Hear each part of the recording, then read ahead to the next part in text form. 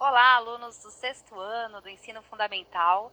Eu sou a professora Janaína Jardim e essa é uma aula de história. Hoje nós teremos o professor Carlos Neri nos mediando. Olá, professor Carlos. Olá, bom dia a todos, estudantes, professores. Mais um dia, mais uma aula de história. Obrigada. Antes de começar a aula de hoje, nós faremos uma errata. Quem assistiu a aula do dia 20 do 5, a aula sobre calendários, vai entender aqui do que nós estamos falando, tá? Quem não assistiu é só ver a reprise. Bom, vamos lá. Nós falávamos sobre o ano bissexto, que ocorre a cada 4 anos. Anos terminados em 00 e múltiplos de 4, geralmente são os anos bissextos. E essa é a informação que eu acabei na hora passando errado. Acrescentando um dia a mais, que fica 29 de fevereiro e não dia 30 de fevereiro. Eu até peço desculpas pelo erro. Engraçado, né, professor Neri? Às vezes, quando eu estou mediando uma aula, eu vejo os alunos falando assim: ah, essa aula ela é gravada, não é ao vivo, mas é ao vivo sim, gente. Então, até os erros a gente acaba não tendo tempo de corrigir. Está bem? Vou passar para vocês a habilidade de hoje, está bem? Para a gente já começar. Vou colocar na tela. Habilidade do currículo paulista, final 1C. Reconhecer que a organização do tempo é construída culturalmente, de acordo com a sociedade e o contexto. A questão do tempo, sincronia e diacronias. Reflexão sobre o sentido das cronologias. Voltando aqui para mim.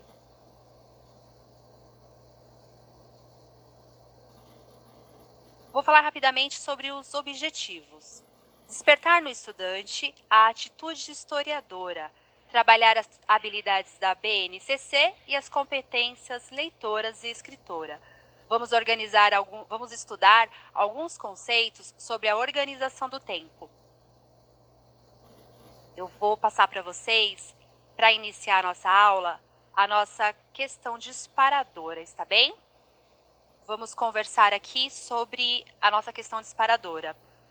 Você sabe o significado de simultâneo? Então, eu vou deixar vocês no chat respondendo. Vamos dar aí 3 minutos para vocês se organizarem e respondam para nós. Qual o significado de simultâneo, tá bem?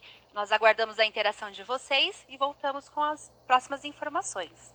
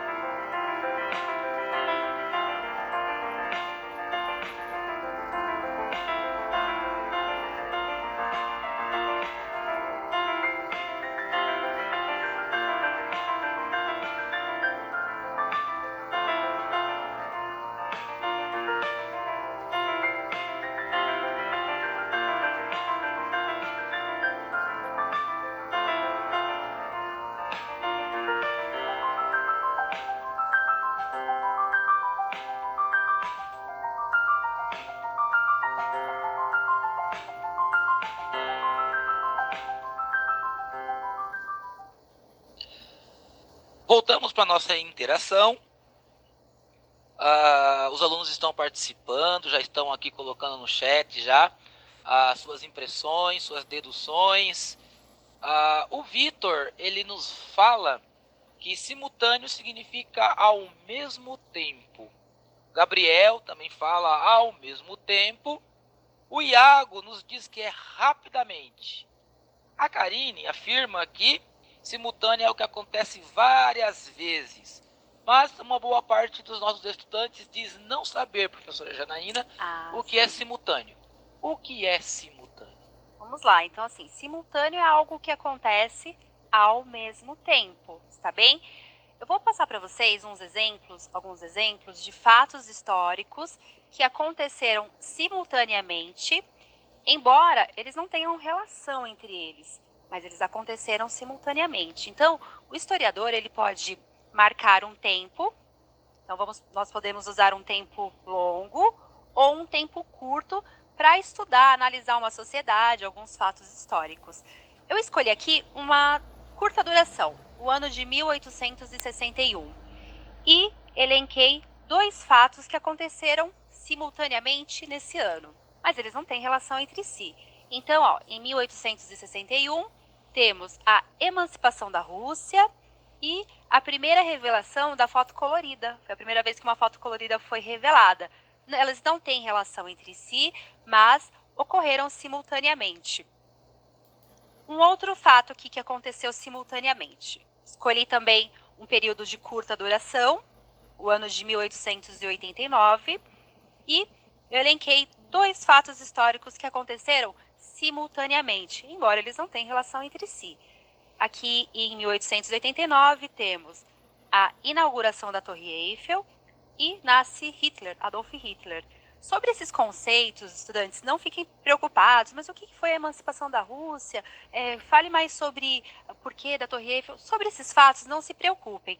A intenção aqui é mostrar para vocês que um evento simultâneo, ele acontece ao mesmo tempo, porém nem sempre ele tem relação entre si, tá bem? Ele não tem uma relação estabelecida. Nós vamos falar agora sobre sincronia e diacronia. Professora Janaína, então significa que esses eventos simultâneos, 1861, 1889, embora eles possam ter ocorrido em datas diferentes, mas eles ocorreram praticamente na mesma época, é isso? Perfeitamente.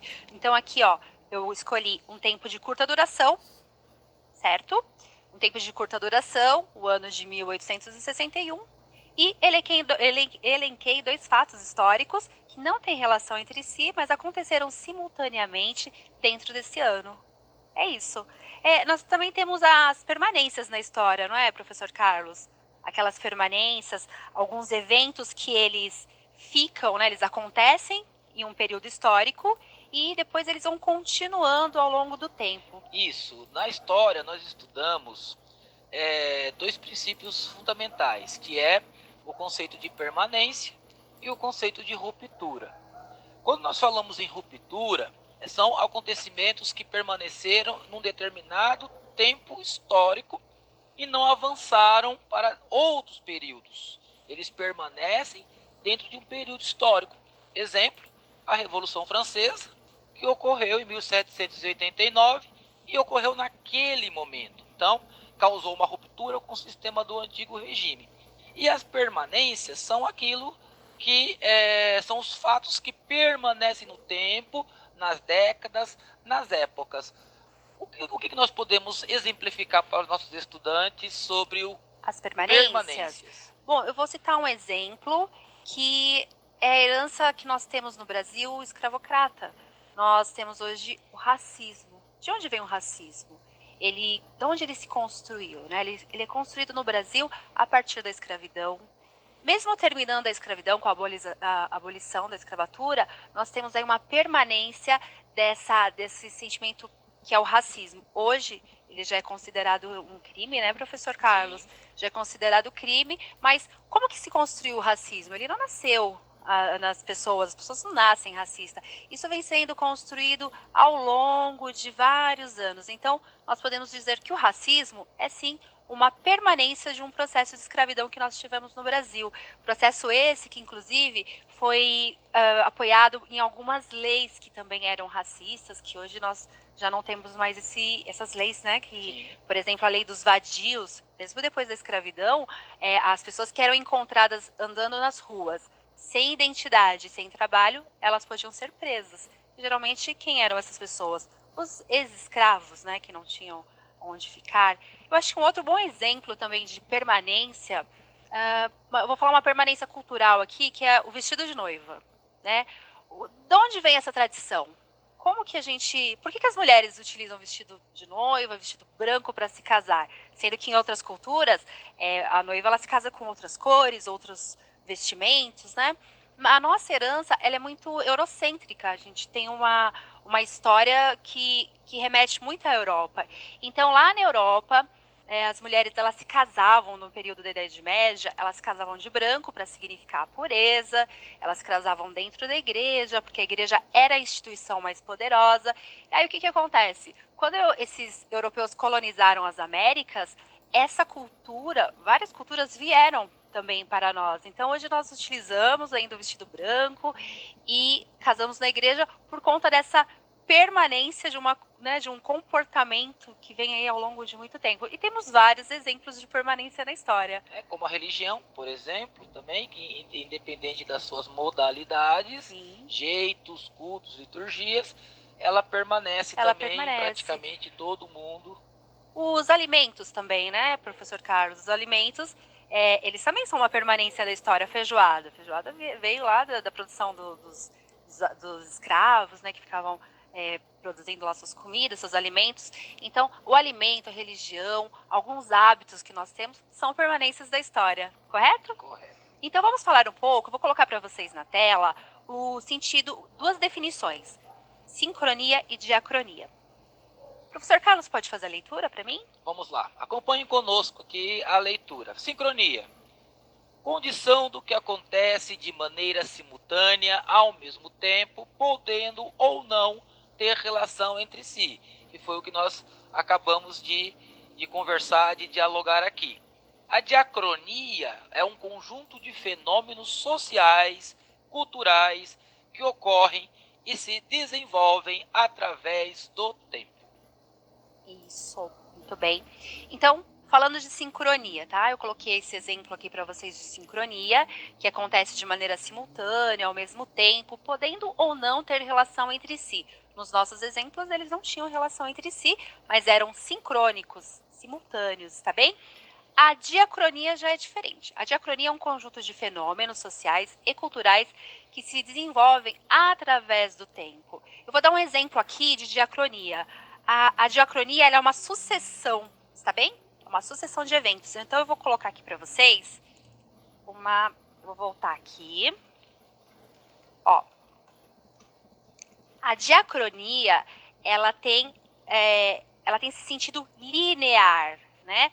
Ela acontece assim, corrente, ela é linear. Eu sugeri aqui esse exemplo, que é a nossa linha do tempo, começando com a história antiga, Idade Média, Idade Moderna e Contemporânea. Percebam que ele é linear, ele é contínua, está bem? Então, esse é um exemplo aí de diacronia. Eu vou passar aqui para o próximo assunto.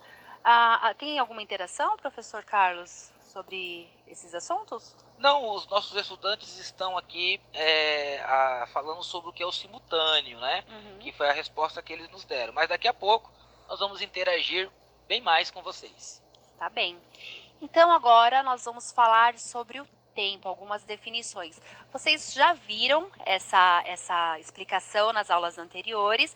Lembrando que nós estamos explicando as habilidades do primeiro bimestre, está bem? Então, algumas aulas sempre terão alguma informação que vocês já viram, já estudaram. Todas elas constam no caderno do aluno do primeiro bimestre. Vou colocar para vocês algumas definições que nós vamos discutir agora. Nós temos aí o tempo. Vocês já falaram sobre o tempo em outras aulas, mas vamos reforçar essas definições, tá bem? Então, nós temos aí tempo cronológico, da natureza e histórico. aqui. Então, eu vou falar primeiramente do tempo cronológico. O que é o tempo cronológico? Eu vou dar alguns exemplos. Calendário, relógio. O tempo cronológico, ele é estabelecido pelos homens. Na última aula de calendário, nós vimos que cada sociedade estabeleceu uma forma de contar o tempo, de organizar o tempo. Então, esse tempo cronológico é feito pelos homens, ele é contabilizado por cada civilização de uma forma. Por que o homem ele precisou organizar o tempo? Justamente para saber quando ele vai colher, quando ele vai plantar, quando ele vai pescar. Por exemplo, as civilizações do Egito, eles precisavam saber quando o rio Nilo ia ter uma cheia. Eles precisam saber também as estações do ano apropriadas para plantar uma certa cultura. E assim, o ser humano sempre observou a natureza e sempre precisou organizar esses tempos, né, para poder aproveitar as melhores situações da natureza. Então, tempo cronológico é isso: relógio, calendários, entre outros. Vamos falar sobre o tempo da natureza. O tempo da natureza, ele é esse tempo que nós não podemos controlar. É o dia, a noite, as estações do ano, a vida, a morte. São esses fenômenos da natureza que nós, seres humanos, não temos controle sobre ele. Mas nós organizamos. Nós criamos calendários para aproveitar melhor aí essas fases, né, da vida, da natureza. O tempo da natureza, então eu vou deixar assim para vocês, ó. Dia e noite, o movimento dos astros. Vocês sabem que para organizar os calendários, muitos estudiosos eles observavam o movimento dos astros, o movimento da Terra, do Sol. Nós temos aí no nosso calendário gregoriano a observação dos movimentos de translação e rotação. Né? Vocês vão estudar isso na aula de ciências, mas o movimento de rotação é aquele movimento que leva 24 horas, né? Que é aquele que o planeta ele gira em 24 horas, que determina aí a manhã, a tarde e a noite. E o movimento de translação, que é o movimento maior, ele vai levar aproximadamente um ano e determina as estações do ano. Então, esse tempo da natureza nós organizamos, tá? Mas nós não definimos, nós não sabemos, assim, quando de fato vai acontecer um evento astrológico. A gente consegue estudar, já tem estudos sobre isso, mas o tempo da natureza nós não controlamos. Inclusive, nós temos uma percepção sobre o tempo da natureza, né? Algumas pessoas, elas sentem o dia passando mais devagar. Por exemplo, agora que vocês estão em casa e não podem sair para brincar nas ruas porque precisa ficar em casa se protegendo, né, contra essa doença que surgiu. Vocês percebem que o tempo parece que ele demora para passar? É a percepção que vocês têm do tempo. E quando, por exemplo, vocês podiam ir para a escola, que vocês encontravam seus amigos, que vocês iam brincar na rua, nos parques, vocês percebem que o tempo ele passava rápido? Essa é a sensação que nós temos do tempo. E finalizando aqui, vamos falar sobre o tempo histórico. O tempo histórico são os eventos de curta e longa duração. Lembra? No primeiro exemplo, eu coloquei um evento de curta duração. Eu elenquei apenas um ano. Mas o historiador ele pode utilizar uma década, ele pode utilizar até um milênio para saber, para estudar o comportamento das sociedades, as mudanças na política, as mudanças na religião, das estruturas sociais. Então, esse é o tempo histórico. Nós estudamos a longa e a curta duração. O tempo histórico também estuda as organizações sociais, as organizações políticas, os comportamentos das pessoas, que isso vai mudando também de acordo com o tempo. Ele estuda a economia. Por exemplo, nós tivemos, né, professor Carlos, a mudança na economia e quando o homem ele deixa de ter uma estrutura de trabalho feudal e passa para o regime... capitalismo moderno. Para o capitalismo moderno. Nós temos uma mudança na economia, mudança nas relações pessoais. Então, isso é estudado também pelo tempo histórico.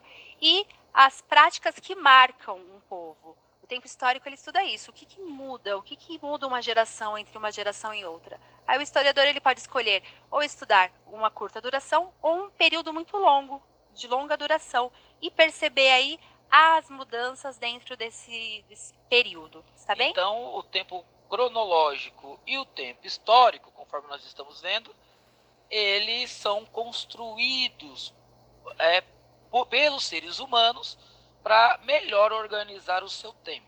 Perfeito. E o tempo da natureza é muito maior, muito mais abrangente e bem mais antigo que o tempo cronológico histórico, que nós não podemos nem medir aí o tempo da natureza. Ou seja, o homem constrói o seu espaço, se organiza dentro de um espaço da natureza que é muito maior e mais amplo e que muitas vezes vai até além da nossa compreensão. É verdade, muito bem, verdade, professor Carlos. Eu vou deixar para vocês agora uma atividade, vou colocar na tela, está bem? Então vamos lá. Leia o texto para realizar as atividades propostas. Eu vou colocar o texto. Faremos aqui uma leitura compartilhada. Eu leio daqui, vocês leem aí, tá bem? E vamos falar fazer um resumo aí sobre tudo que nós falamos agora, eu e o professor Carlos. Vamos lá, espero que vocês estejam lendo comigo. O tempo da natureza refere-se à marcação de eventos naturais. Já o tempo cronológico é aquele que a humanidade desenvolveu para estabelecer medidas. Exemplos: a duração do dia, a duração do ano. O tempo histórico é pensado a partir das experiências vivenciadas pela humanidade, que vão sofrendo alterações ao longo de diferentes épocas. Entendermos esta relação da vida humana que estudamos história, pois compete a ela investigar as experiências humanas ao longo do tempo. Agora que sabemos que tudo está ligado aos estudos históricos, podemos nos perguntar: qual é o tempo que a história estuda? Vou deixar aqui para vocês essa pergunta. Vou deixar o texto na tela, está bem? Vocês terão aí 3 minutos para responder qual é o tempo que a história estuda. Aguardamos a interação de vocês, lembrando de não colocar informações pessoais no chat, está bem, pessoal? Dentro de 3 minutos nós vamos procurar aí as respostas e interagir com vocês. Até lá!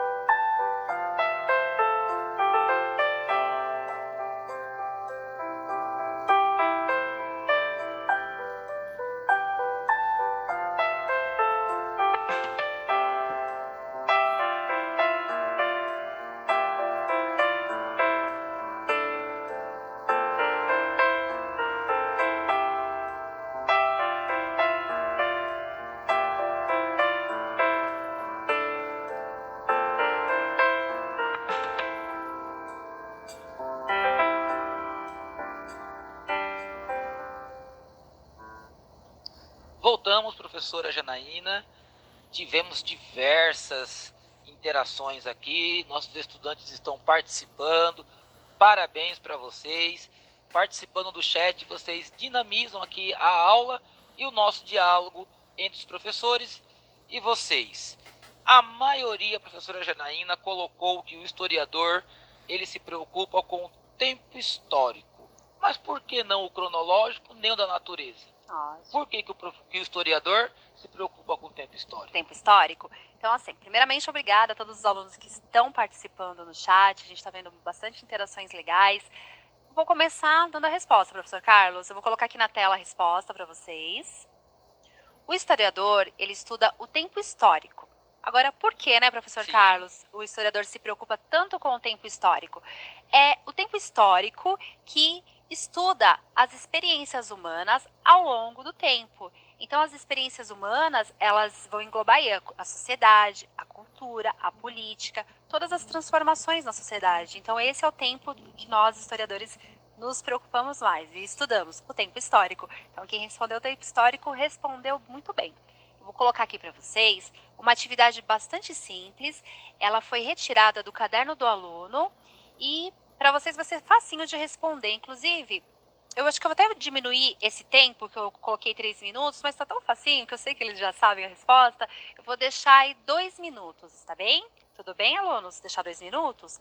A questão é assim, ó. Observando as imagens, reflita e identifique a qual tempo cada uma corresponde. Tempo cronológico e tempo da natureza. Vocês vão colocar o número da imagem que corresponde ao tempo cronológico e o número das imagens que correspondem ao tempo da natureza. Vou deixar só 2 minutos, embora eu sei que está 3 ali na tela. É porque é uma questão que vocês já sabem. Eu tenho certeza que vocês vão acertar, né, professor? Com certeza. Então vamos deixar aí 2 minutos para vocês responderem e voltamos.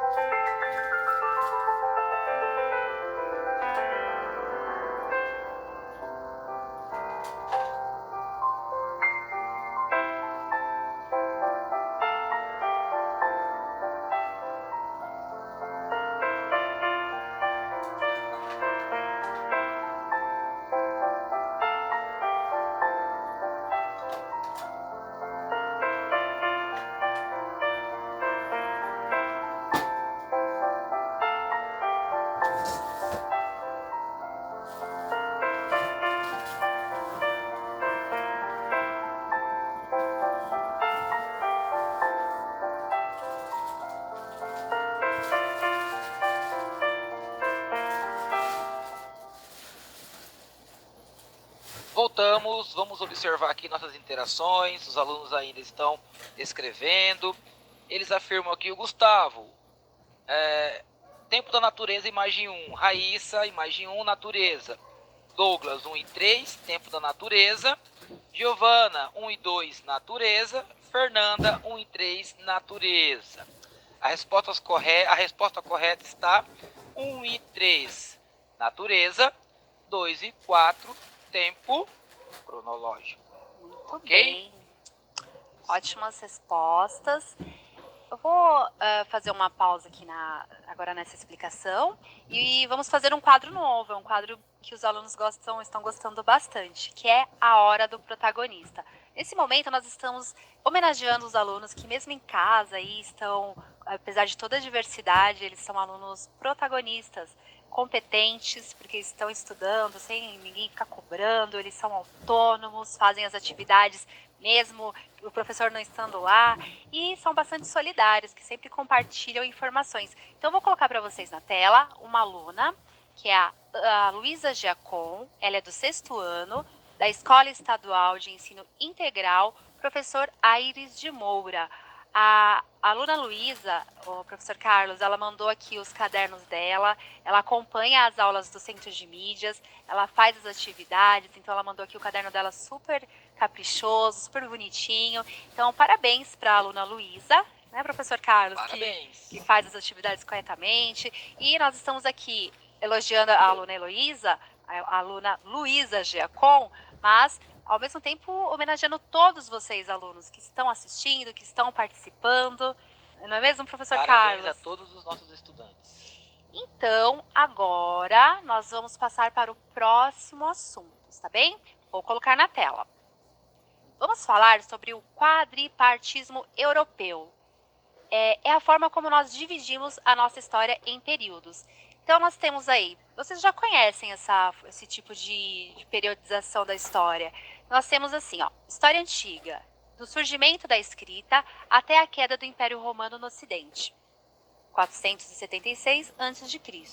A Idade Média ela é marcada pela queda do Império Romano do Ocidente até a tomada de Constantinopla pelos turcos em 1453 d.C.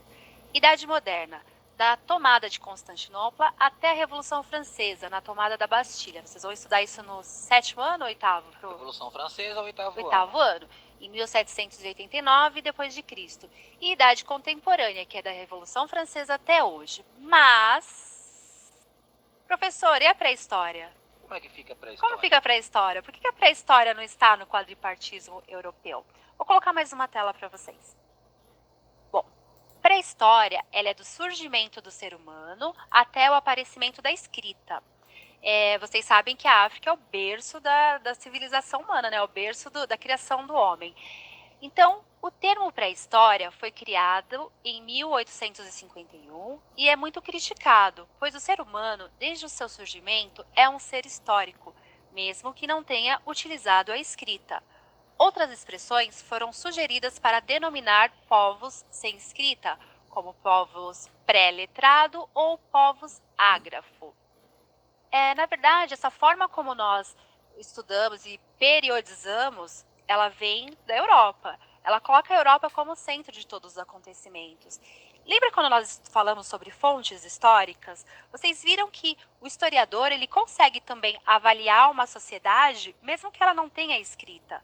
Os povos primitivos, eles deixaram alguma fonte histórica, professor? Deixaram diversas fontes históricas que os arqueólogos, principalmente os arqueólogos, eles buscam, pesquisam, restituem e traz para nós, diferente dessa mentalidade europeia, de que os povos ágrafos eram povos aculturais, não tinham uma cultura, eles trazem para nós uma riqueza cultural, uma diversidade cultural muito grande.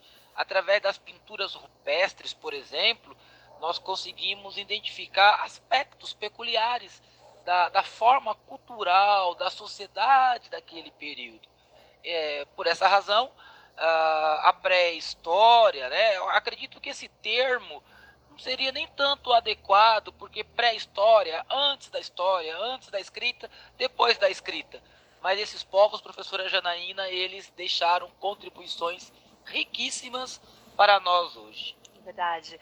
Então, assim, como o professor Carlos mencionou, a pré-história é um termo que significa antes da história. Só que esses povos, essas civilizações pré-históricas, essas civilizações primitivas, elas deixaram várias fontes históricas. O professor Carlos citou aí as pinturas rupestres, mas nós temos também os seus fósseis, os fósseis deixados, eles também registram a alteração, né, a mudança, a evolução do ser humano, nós temos as ferramentas que eles utilizaram e é possível também verificar no Paleolítico alguns povos que já faziam risquinhos para marcar aí alguns períodos do tempo. Então, existe essa crítica em relação à forma como a história ela é organizada. Falamos de eurocentrismo, mas eu vou colocar para vocês na tela a definição de eurocentrismo. Vamos lá. É uma visão de mundo que tende a colocar a Europa, assim como a cultura, seu povo, suas línguas e outros, como elemento fundamental na constituição da sociedade moderna, sendo necessariamente a protagonista da história do homem. Voltamos aqui. O eurocentrismo é a forma como nós estudamos a história. Vocês percebem que sempre que a gente estuda história, a gente parte do ponto de vista da Europa. Nós sempre estudamos os povos europeus, embora a BNCC ela já está trabalhando, ela já trabalha alguns aspectos das sociedades africanas, das minorias também, né, os grupos minoritários, a questão da mulher, da participação da mulher na sociedade e a participação da mulher ao longo aí da história. Então, o eurocentrismo é isso. Ele coloca a história da Europa como grande protagonista do mundo. É como se não tivesse acontecido nada durante aqueles períodos, né? Mas nós sabemos que nós não estudamos a simultaneidade, nós estudamos a sincronia. Então, enquanto a Europa ela acontecia, os outros lugares também aconteciam história. Nós tínhamos aqui na América os povos incas, maias e astecas, tínhamos as tribos índios na América do Norte, nós temos os povos da África, da Ásia. Então a história ela estava acontecendo no planeta todo, várias culturas e sociedades diferentes, mas a forma como nós estamos estudando, ela coloca assim a Europa como centro de todos os acontecimentos. Não que seja errado, na verdade não é errado, mas é uma forma de ver a história, sendo que o historiador ele gosta de abranger, né, estudar todas as possibilidades. Não é mesmo, professor Carlos? Então é isso. Por hoje vamos deixar a explicação assim. Teremos na semana que vem uma aula de revisão. Espero que vocês tenham gostado. Um ótimo dia e até a próxima aula. Bom dia, até a próxima aula.